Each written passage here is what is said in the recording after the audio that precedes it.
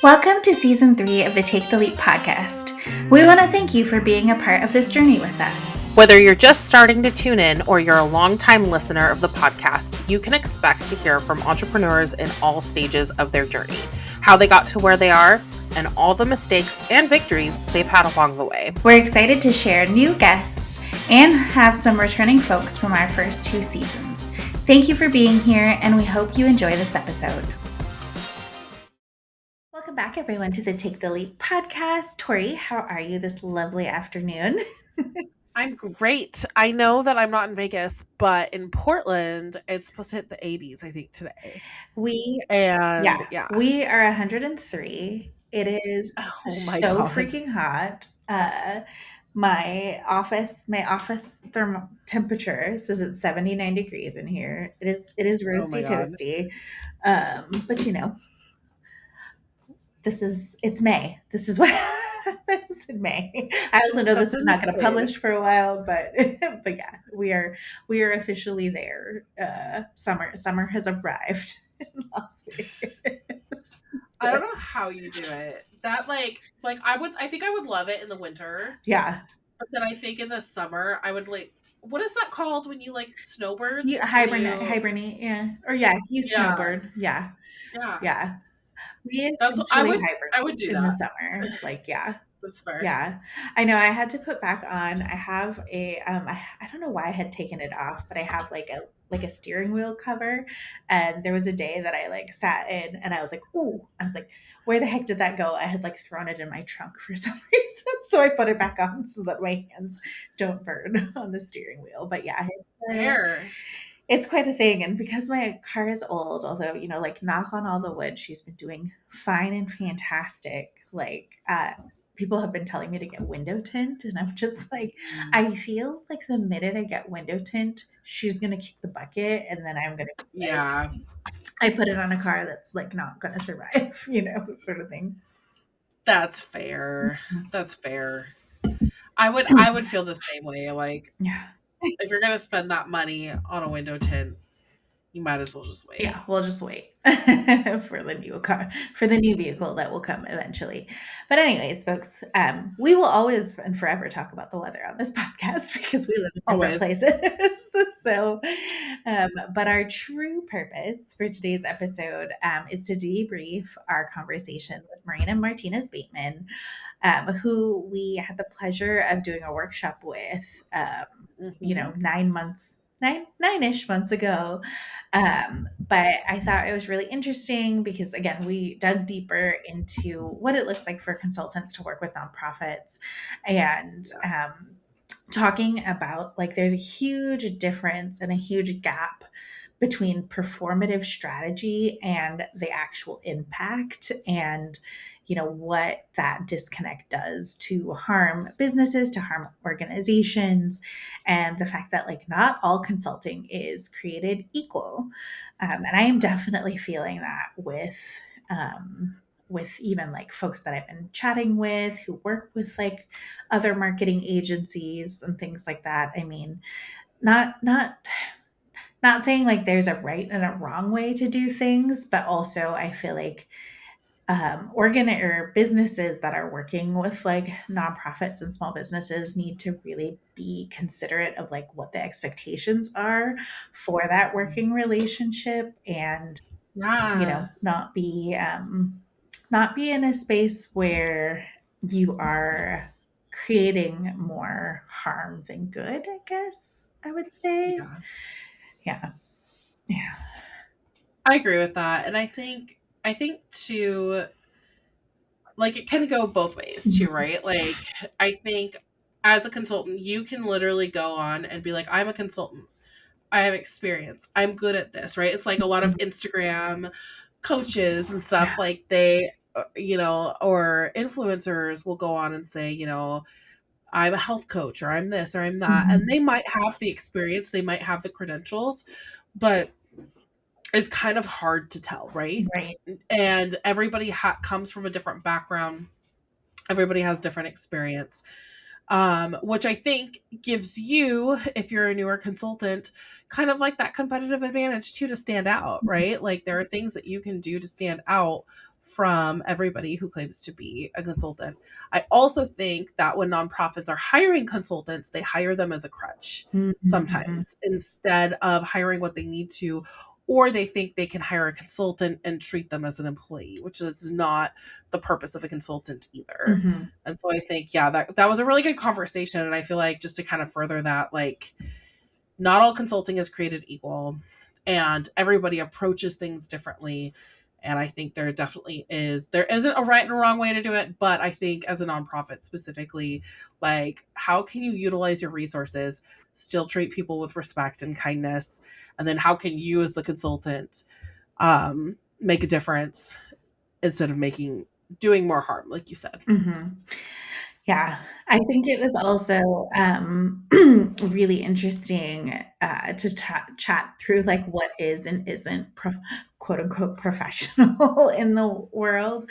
Like, I know when I still only have 1 tattoo on my body. It's Hawaii on my on my wrist, and I remember when I first was getting this and my parents were like, "Oh my god, no tattoos, blah, blah, blah," and I was like, "Bro, we live in Portland."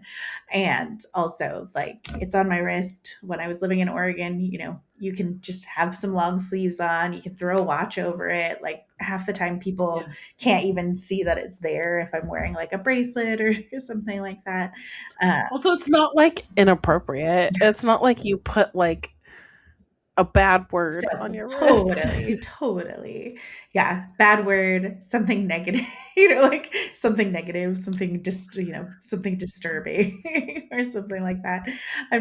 I'm laughing in my head because there is a TV show that we used to watch called The Impractical Jokers. And there was one, they're like, there's always somebody who like loses the challenge or like loses the episode. And so they'll do like silly things to each other. And there's one guy, he lost the challenge, and so he had to get like a random tattoo on him. And so they did the face of Jaden Smith, so Will Smith's kid, on one leg, and then he lost again, and they did like a different one on his other leg, same person. And I was like, oh my gosh, that's so ridiculous. So yeah, so you're not, walking around with a tattoo of something that isn't Exactly. something you would necessarily want on you. But I also thought it was really interesting that, this idea of professionalism and what people deem, to be that is an actual advantage for you, because if there is just somebody who doesn't like you for your authentic self and who you bring to the work, then that can be a good way to filter out folks that you wouldn't want to work with anyway. So like, I know I brought it up on the pod before, and I still get questions about it occasionally. Is like, you color your hair, people still work with you even though you color your hair. And I was like, yeah, it has nothing to do with any amount of my skill level or skill set. And Yeah. it's also a good, like deterrent. Like if that's going to bother you, then good riddance, goodbye. But I also feel like it's a great way to tell my story because, like, anytime I do my hair, anytime I do my nails, even like clothing that I buy, I try to like stay in my brand color palette and be like, this is I what it love that. means to like live and breathe your brand.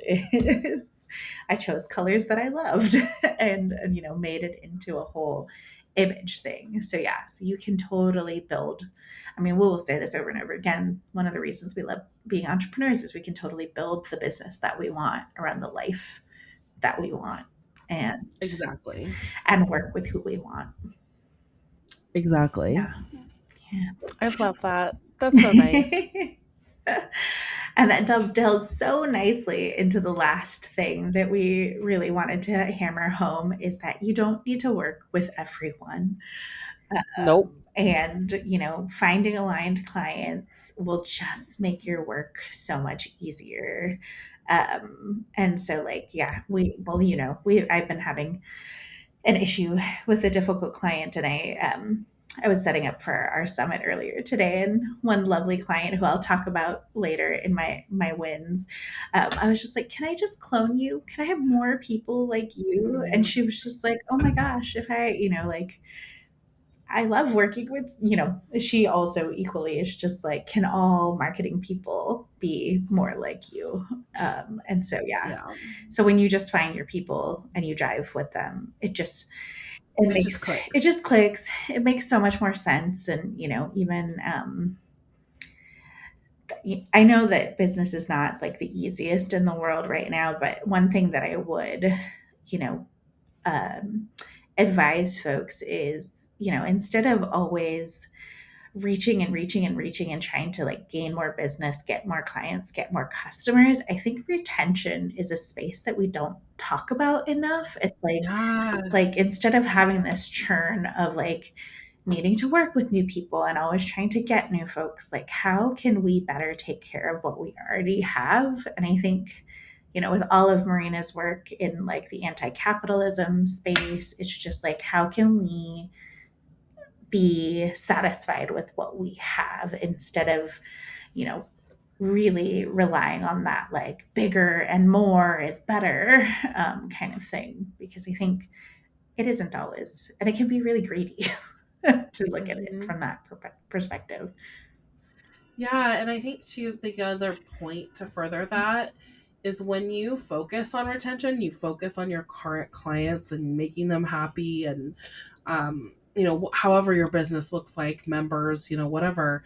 If they're happy, they're more likely to talk about Yeah. you. And those leads are going to come, those new leads that are going to be qualified and be hopefully like the client that you love already, Mhm. that you have existing, like those people are. I'm rambling at this point and saying weird words that don't make sense, but you know what I'm I trying get to what say. you're Like, saying. Yeah, yeah, yeah, yeah, yeah. yeah, They're more likely to refer you to people who are going to be the right yes, fit for you. Yeah, yeah, it is the afternoon, yeah. and there are some afternoons where I feel energized and alive, and there are some afternoons where I feel like I've lived 1,000 lives, Yeah, and today is that it's the one. thousand lives one. I know. I don't know Mhm. what's going on. Like, I feel like I've been more tired this week, even though I've been getting more Yeah, sleep. Who knows? yeah. Well, And in my cycle, I'm getting close to. oh, to I starting. think I'm in. Yeah, I think. Well, I think I'm in the ovulation stage, Okay. or I'm getting close to it. Okay. And isn't that when you're supposed to have more energy, I can't remember. or is it the opposite? Is that when you? Are I expending don't more. I don't know. remember. We should have somebody I, who knows about that stuff come talk yeah, to we really, us. we really should. That would be I a think that would be great helpful guess. because I think I love the idea of the Planning reason around why I your bring it cycle. up. Yeah. Yeah, is because I love the idea of planning around your cycle. My cycle is not always Consistent. consistent, but like still, Mhm. if you kind of have an idea in your head of like what to expect, I think it kind of helps. Yeah. And then I can plan my, obviously not everything's going to fit perfectly Mhm. into planned boxes, but I'm like, Yeah. on the weeks that I am struggling and just like barely able to like get the bare minimum done, for some reason I keep booking those weeks solid. And then it makes it so much worse. Yeah. And then on the weeks where I have a lot of energy, I would love to be able to shove all of the productive work, Into those as much of it phases. as possible anyway, yeah, into Yeah. those phases because I know I'm a little bit more creative then. Mhm. And I know. You're making me yawn. sorry. That's okay. I'll probably take it out. Or maybe leave it in. I don't know. Hopefully, I won't make you do it like Yeah. 10 more No, it's times okay. before we. Oh, Well, as usual, wonderful conversation with Marina. We'll probably have them really great. on over and over again every single season, For sure. and do more collaborations with them. But let's switch over to our favorite part of these solo episodes, which is what is your win for this week, Tori? I have a good win. I got a yes on a proposal today. Woo! Woo! And Yay! ladies and gentlemen, for those of you who are feeling like, man, people are taking a long time to make decisions this year, I just want you to know that this proposal was sent at the beginning of March, and it is now mid-May, Yep. and I finally got the yes. And I was hoping that it would come through, but I wasn't 100% sure. But I was feeling like pretty positive about it, but Nice. it took them a long time to make the decision. Not because of me, not because Mhm. they didn't want to work with me, but because of everything going on. They wanted to make sure this was going to be a worthwhile investment. And so, if you are in that same boat or you are waiting for lots and lots of, if you've sent out proposals, you're waiting for a yes, like the day is going to come. It's coming. It's Very sure. coming. I think this year has just, that's been the trend. Yeah, People are taking longer to make decisions this year. totally. Well, awesome. Yay, congratulations. I'm so Yay. excited Thank to you. celebrate that with you. Yeah, it's always like, it doesn't matter how big or small the contract is. Anytime a contract comes through as a small business, it is really good to Yeah. celebrate. Yeah. So, Awesome. what about you? What is your win for the So week? my win for the week is I took over an SEO contract from a shitty marketing agency. Yay! So yeah, in talking to the person who is now my client, she sent me over what they sent her and like, what the contract was. And honestly, like just the thing that they did just made no sense. So they were supposed to do local SEO for her. I think I might have told you this in a different call. They syndicated her name, address, and phone number profile to websites like MapQuest and Foursquare You and like are all these funny. random websites that I'm just like, hun, all they did was they uploaded it somewhere and pushed one button that is not worth whatever like $400 they already charged you because that's fucking ridiculous. And they didn't put you on the number one local SEO tool, which was Google My Business.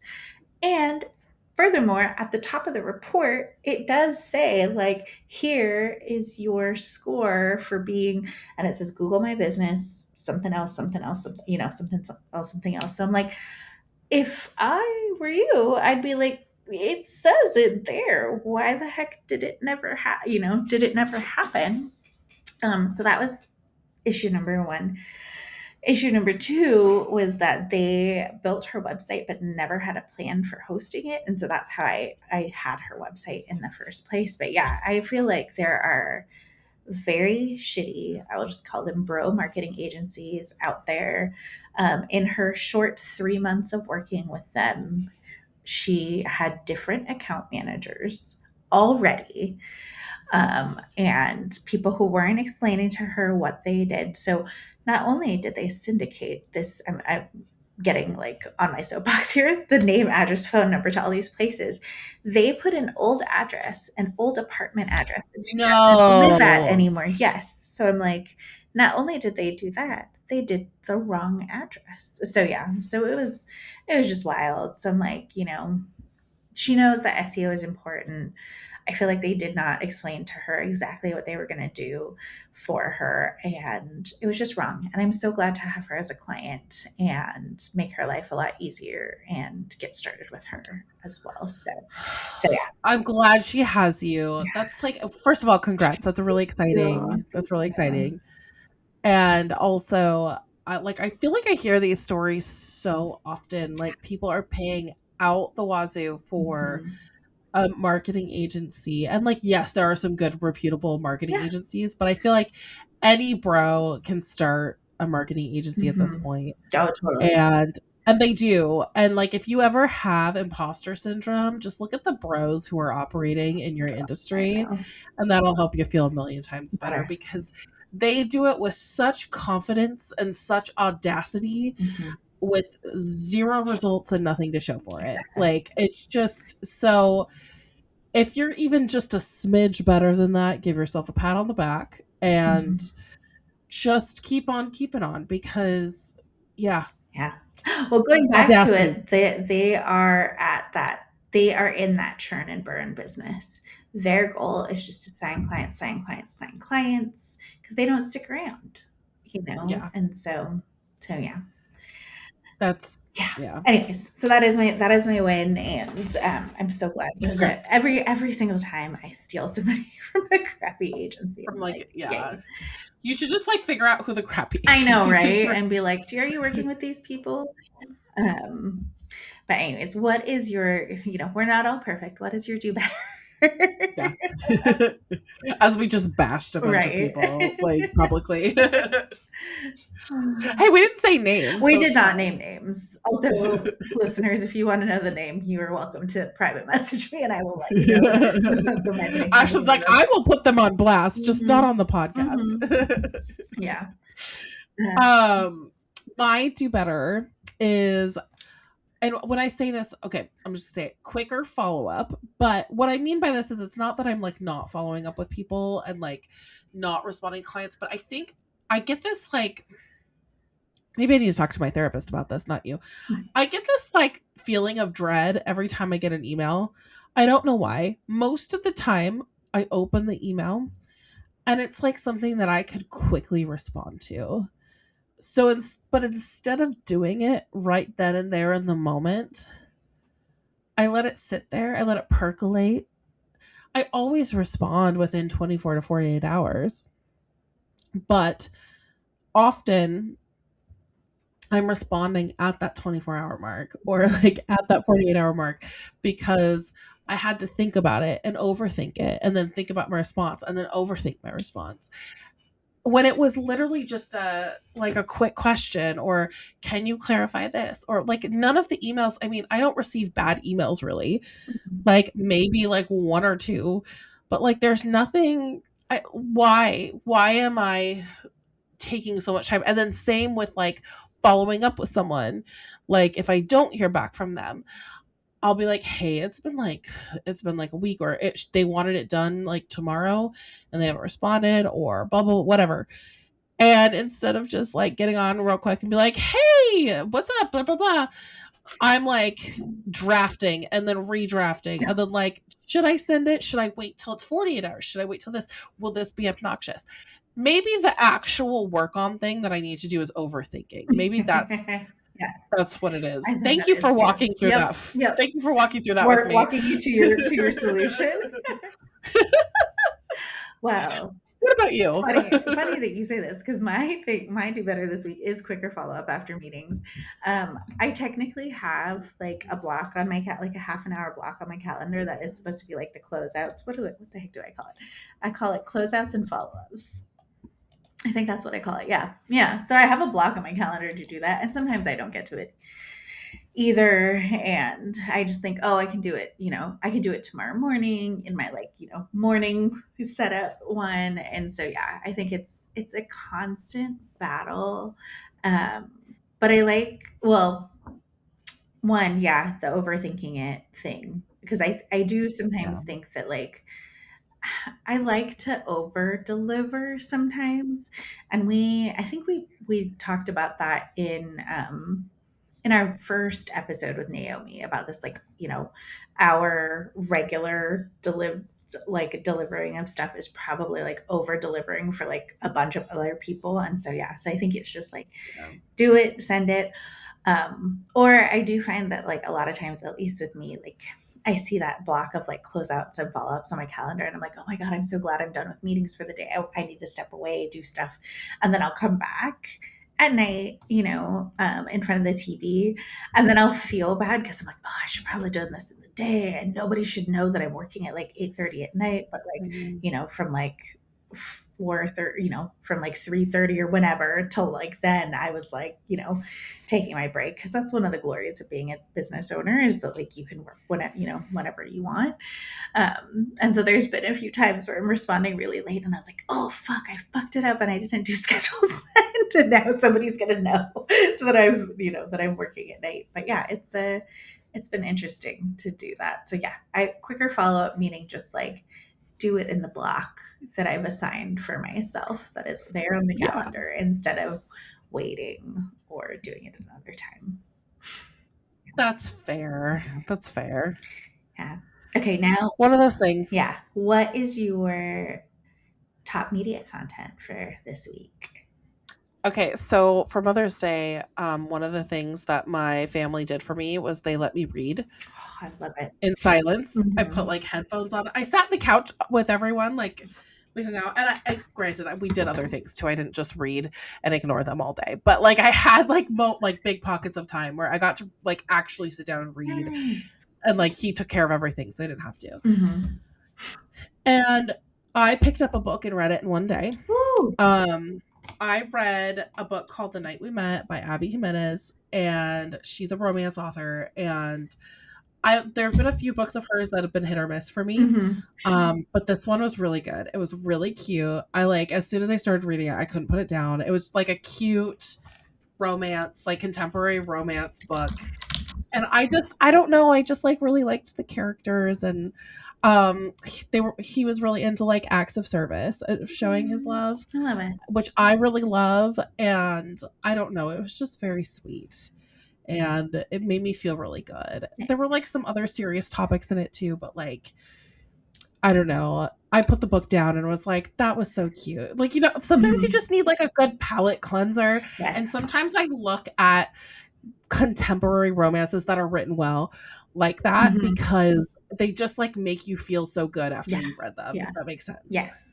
I just picked up a book by Abby Jimenez from the library. I don't think it's The Night We Met, but I remembered that you had that from your birthday purchase trip. Or I had remembered that author, and I was like, I'm just gonna grab it because it's probably good, and I need it after like reading something like serious or like a thriller. I don't know. Palate cleanser books are really important, I think, especially when they read a lot. So, yeah. So she's a good author for that. There's a lot of good authors for that, but I enjoyed that one a lot. So yeah. What about you? So RuPaul's Drag Race is back with All Stars. Nice. So yeah, season 18 just ended. I like who won. I think that somebody who was kicked off fourth was the winner in my head, already. But that's his life. RuPaul makes decisions.